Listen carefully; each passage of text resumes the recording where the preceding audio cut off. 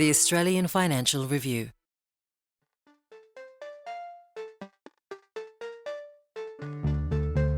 I feel really frustrated going downstairs to grab a coffee and seeing 15 people lining up waiting for the 15th person to get their coffee.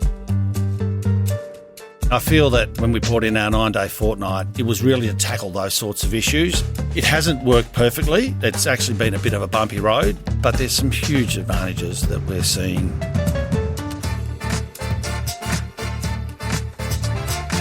Hi, I'm Sally Patton, editor of Boss from the Australian Financial Review, and welcome to 15 Minutes with the Boss, a podcast about success and failure and everything in between, and along the way we're hoping to get some great advice from our leaders. My guest today is Greg Keith, the Chief Executive of Grant Thornton Australia. Hi Greg, how are you? Yeah, really well, Sally. Hope you've had a good day so far. Absolutely. Now, Greg, as I said, you're the Chief Executive of Grant Thornton Australia, which is Australia's, I'm reliably informed, 8th biggest accounting firm. You have just over 1,400 staff, 172 partners, and your revenue last year was $360 million. And my fun fact is that all your employees have a 9-day fortnight. What do you do with your day off? It's a very good point. So what I love to do with my day off is to go surfing, because that's really sort of one of my passions. But the reality is sometimes I go out and see the family, or, my mum's actually recently passed, but I used to go out and see her, or, sometimes you're even just going out and just shopping and doing the things that free you up on the weekend to be able to go and do the things that are special. So, yeah, it's a chance to refresh, and it's a chance for us to, get a bit more out of our lives. Sounds excellent. Okay, we're not going to prevaricate. We've only got 15 minutes. The clock starts now. Greg, my first question is about your morning routine. What does it look like? What happens? It varies a bit depending upon where I am. Yeah, look, I live in Melbourne, but I'm in Sydney today, where I've got an apartment because I used to live here for 5 years. So I got up just before 6, did a quick flick of the emails just to see whether there was any bombs coming in, in the way through. Did some stretching because I'm 60 and need to do that to be as mobile as I'd like. Went for a beautiful walk along Manly Foreshore with my daughter and had a swim in Queensy. So I was fresh and alert by the time we got home and had a quick shower, and then read my Vespa down to the ferry and 7:30 ferry into Circular Quay and in the office before 8. So do you find you have to stretch every morning, and how does that help? I have to stretch every morning, Sally. It makes a huge difference. So it just gives me the flexibility that I need. It takes away me getting frustrated or sore in meetings, and it energises me. Is it a yoga kind of stretching? Yeah, it is, yeah. Right, okay. And are you a breakfast person? No, I'm not. On the weekends, I love to have a sort of brunch, but I've always battling with my weight and all those sorts of things. So I found that if I used to do sort of the 8 hours off, and those sorts of things. So I will generally wait for lunch before I eat, although I definitely have a coffee. So do you try and get your eating done in that 8-hour window between, say, lunch and dinner? Yeah, if I can. Very healthy. Okay, my next question is, tell me about a pivotal moment in your career, say a project or a promotion that you got, which really changed the trajectory of what you were doing. About 12, 13 years ago, I was the head of restructuring in Melbourne. I was also on the board. I had a fantastic team that I had with a lot of longevity around me. And for a number of years, I've been one of the top billing partners in Grant Thornton. So things were going really well. But I just couldn't see where the challenge was. And it was probably a bit of a midlife crisis where am I just going to do this for the rest of my career? And an opportunity came where we were looking to open up a new practice in restructuring in China, based out of Hong Kong. I went home and spoke to my wife about how I was feeling and what I needed, and she was incredibly supportive, as she always has been. And the next day I went back and put my hand up. And a few months later, my wife and I relocated. We left our kids who were at uni in the family home, and I started a business from scratch and pushed myself. I'm sure I wouldn't be the CEO now if I hadn't done that, because it energised me. It gave me a much broader understanding of culture, and I think I became a much better person, frankly, by going out and having to start again. So you were in your late 40s at the time? I was, yeah. And do you think that had you not done that and not got that extra energy, that you would still be at Grant Thornton, or do you think that is potentially part of what enabled you to stay there? Look, I'm a loyal person and I love GT, so I would have found it really hard to leave, but I'm not sure I would have got the satisfaction I needed I needed the challenge. I needed to be out of my comfort zone, so I potentially wouldn't have stayed. Right. And what was the hardest part about doing that? Leaving the kids was really challenging, and so they came over, but that was hard. And what was the key thing you learnt by going to Hong Kong? The biggest lesson I learnt was around culture and understanding Australia's place in the world. I think I had a lot of bias when I went over there around how important Australia was and how big and influential we are. And then as I was engaging with international clients, it became clear to me that Australia is just one of many countries, and that my eyes were much open and much broader perspective of the world. Okay. Greg, what is the best piece of career advice you've ever been given? I don't think there's one particular piece of advice, but if I was to focus on what do I think is really important, it's around finding an organisation that lives values that align with your own. I don't think you can be happy in an organisation that doesn't align with your own personal values, and I don't think you should work somewhere if you're not happy.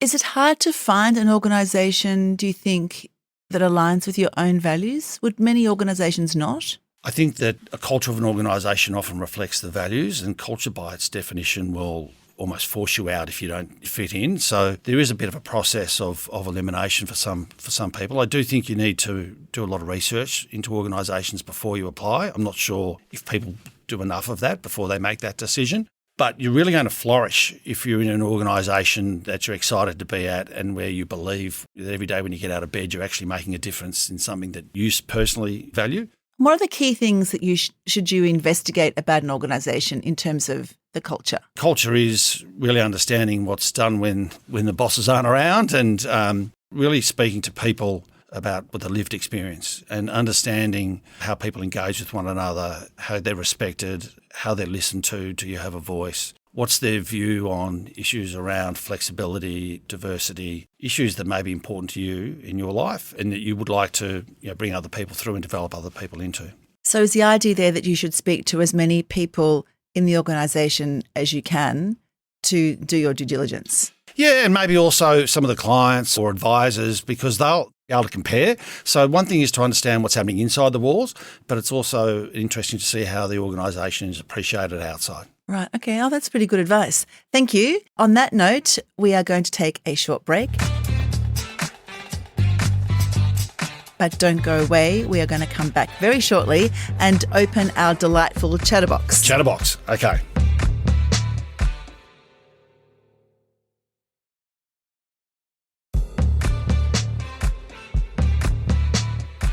Welcome back to 15 Minutes with the Boss. I'm here with Greg Keith, the Chief Executive of Grant Thornton in Australia. Now, Greg, as promised / threatened, this is our section called the Chatterbox.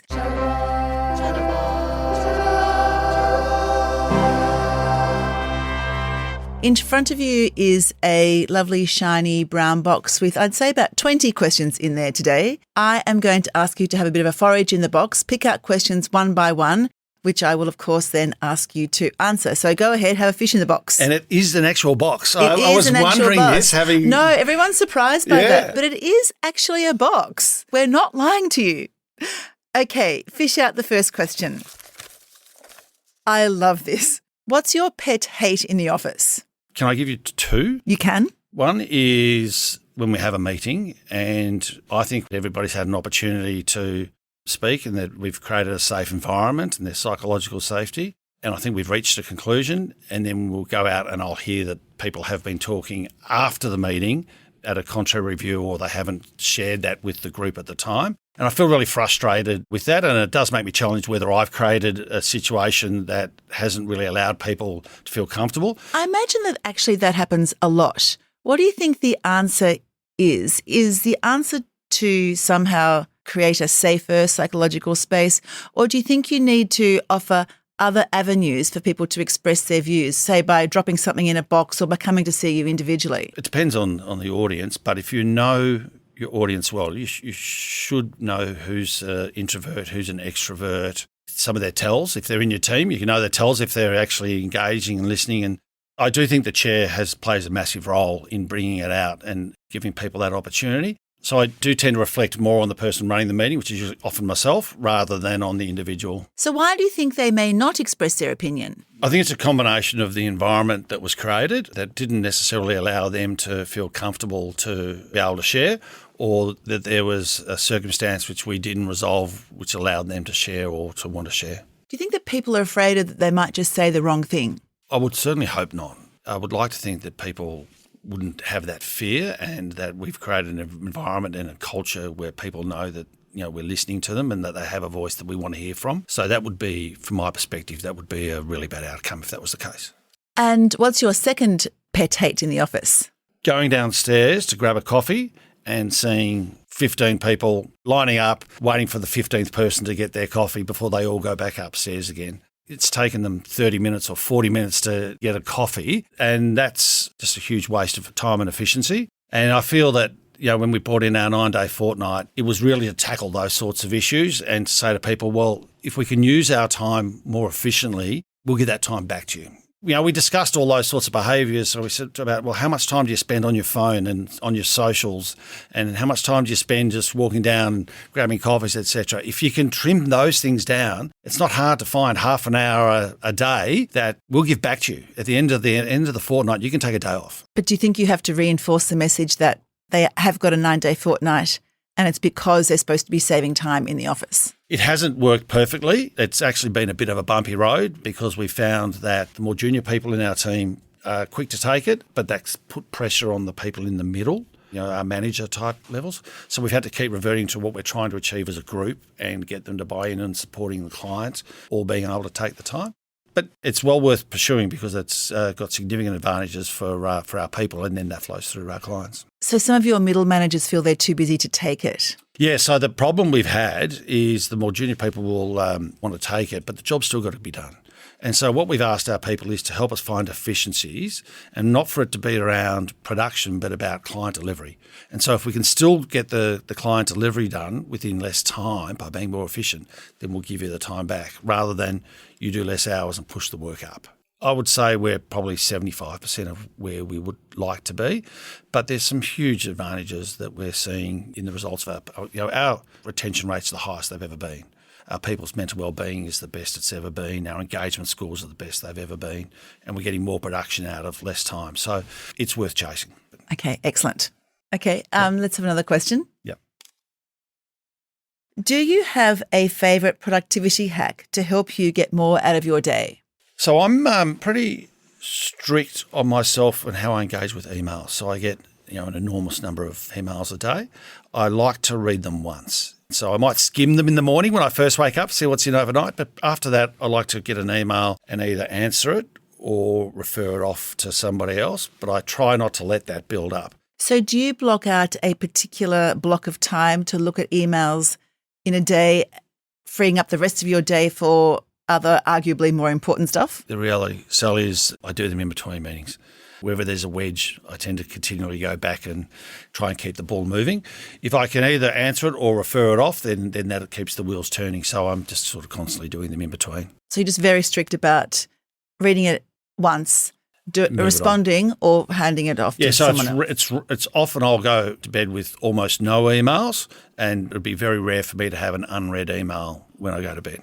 So is it hard to read an email only once? I'm sure I read some emails 2 or 3 times. It's taken years for me to develop that discipline because sometimes it's easier to put it in the too hard box and that's a huge time waster because you're thinking about it and then you're going back and circling around again. So are you in general very good at making quick decisions?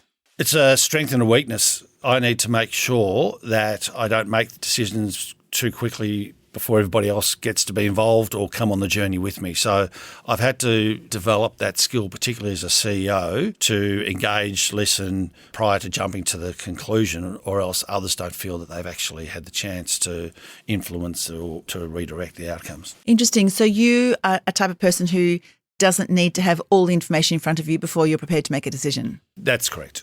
My preference is to get something sort of 70% right and then make a decision and then monitor, and then I'm more than happy to fail quickly and flip. I have no problems in saying, actually, I'm going to call it. I don't think that was the right decision. Let's go. But it really frustrates me just to leave things or to see things only half done or not progressed or not moving forward. And if I can try and be consistent so that everyone knows and predicts where we're going, so stick close to our values, stick close to our strategy and our principles, then it usually works pretty well. But it's interesting that your challenge is to listen to other people and make sure that you've included everybody in the decision, where actually what you want to do is just make it. It can be challenging sometimes. It can be at a personal level. That's probably the one thing that I work on the most, and holding myself back. And not just that, but making sure people genuinely have a voice and keeping my mind open to continue to adjust the outcomes. That's something I have to continually work on a daily basis. Yeah, that's really critical. Okay.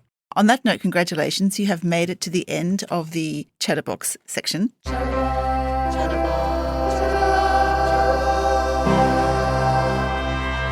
I now have one final question, which in your case I'm going to modify as you are actually going to be able to take 12 months off. So what are your plans for your 12 months off? And do you think you will come back in some sort of full-time, part-time role afterwards? What's on the cards? What's on the cards? Look, I've been CEO, I will have been CEO for 10 years at that point, which is a really long time to be on full bore. So I'm going to take time for me, whether that be around my diet, my health and my energy levels.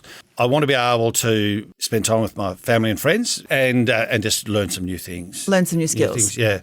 My wife tells a story. We took our kids around Australia in 2003, took them out of primary school and went around Australia. And when we started the story, I'd go in to pay for petrol and there'd be somebody in front and they'd be talking and it would take forever and we're trying to get somewhere and I'd come in frustrated and go, it's taking 10 minutes. Why didn't they just let me pay and get out of here? And by the time we finished our 10 weeks driving around Australia, me getting petrol, paying for petrol was a 20-minute exercise because I was the one asking someone, where have you gone? Oh, we've been there, sharing information. And, my wife says, I was just so interested in people and so relaxed. And so I'd like to find that person again. That person who's not rushed and has time to be interested in what's in front of them in the moment rather than feeling like I've always got something I've got to do in a hurry. So I'd like to rediscover that person again. I think I've slipped back into the rushed person. And on that note, our time is up. Greg, thanks so much for coming in today. I really admire your discipline over emails. I love the fact that you took a chance and grabbed that job in Hong Kong. And I partly love that because it re-energized you because you were doing new things and you had new challenges. So that's a really good note to self. Challenge yourself and you'll get energized. And your pet hates, I take note of, employees spending far too much time queuing up for coffee and people discussing things after a meeting which actually would have been usefully discussed during the meeting. I do sympathise with that. And good luck after you've left trying to find that relaxed person which will allow you to spend 20 minutes filling your tank with petrol. Yes, exactly. That is a fantastic goal to have. So, Greg, thank you so much once again for allowing us to spend 15 minutes with the boss. Great. Thank you very much. Thanks, Sally. And thank you to everyone for listening. If you like the podcast and would like to hear more, please consider sharing the podcast or writing a review as it helps us to reach more people. And follow us wherever you get your podcasts. At the Financial Review, we investigate the big stories about markets, business and power. For more, go to afr.com and you can subscribe to the Financial Review, The Daily Habit of Successful People, at afr.com/subscribe. This podcast was hosted by me, Sally Patton, and produced and edited by Lap Fan. Video and audio assistance and our music theme is by Alex Gow, and our executive producer is Fiona Buffini.